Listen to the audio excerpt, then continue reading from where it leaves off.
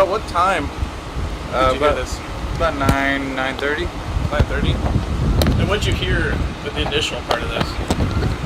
Screams of fire. Screams of fire. And what did you do next?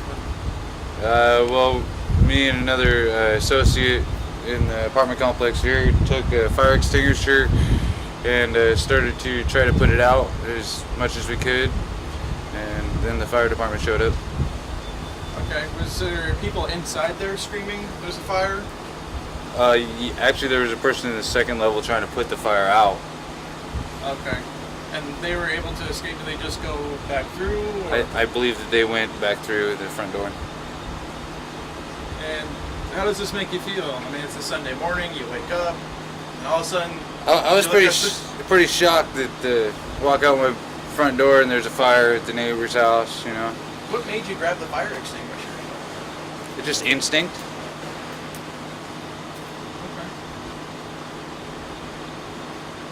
And when you came out, how involved was the structure? Was it just contained to that unit, or had it already taken off? It was just on the first unit, the top unit.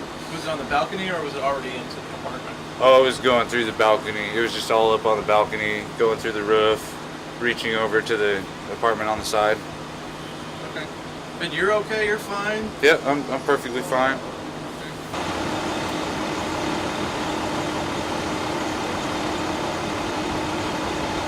No, I told him, I said, I've just been working on some other stuff. I'm like, do I get to play PIO now? And this,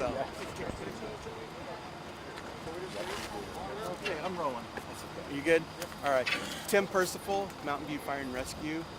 We're here with Puget Sound Fire and their jurisdiction, so I'm covering for Captain Kyle Ohashi. Where do you want me to look? I'm going to look at you. Is that all right? Yeah, That's perfect. So what happened? So what we know so far is the fire started on the exterior of the building and went into the attic. And it sounds like there's several people that have been impacted by this, and we're trying to get those numbers so that we can call Red Cross. And you know, like how many units are impacted? At least 4, it looks like. I'm not too sure. How many units are impacted directly from the fire? I'm not too sure because there's water and smoke and everything, so I don't have that exact number. Technically got up to 2 alarms, I believe. It did get up to 2 alarms. And that we was don't have any injuries at all. No injuries at all. Everybody, and there were people that were living in the affected units or were there at the time and got out.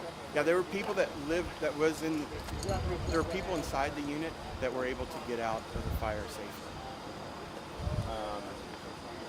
So just sort of talk to us a little bit about the attack. You guys arrived on scene and had to do some attack from the roof, it sounds like. Yeah, so this came up to a second alarm fire. So when the first units came in, they went interior, went inside and was attacking, and then ended up moving to the outside of the fire and ended up cutting a roof for ventilation to try to get the fire out. We have firefighters from various units.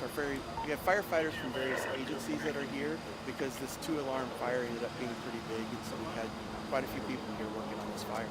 I'm assuming 2-alarm, and that's just because of the proximity of the other units nearby, and even though the buildings seem like they're really close to each other. It got to 2-alarm because the fire. It got to 2-alarm because we had fire that was active and we needed more personnel and more equipment to help put the fire out. Barbecues on the back, is that kind of what we think might be the... We don't know the cause of it. It's still under investigation, so we're not too sure of the cause of the fire at this time. Would you say it started on the outside? They're thinking it started on the exterior of the building, but to our knowledge, the barbecues hadn't been used, so we're not too sure. Even like caught even some of the grass on fire over there too. I haven't seen that. That might have been something that they threw out that was on fire. They may have thrown it out of the building. So I'm not too sure. Red Cross has been called? Red Cross is being called, and right now we're trying to figure out the number of people that have been impacted so we can try to house them through Red Cross. We've also tried to get a hold, or we're also trying to, we're getting a hold of a building official so that they can help on reoccupying this building. I don't have much. No, it's okay. All right. Thanks.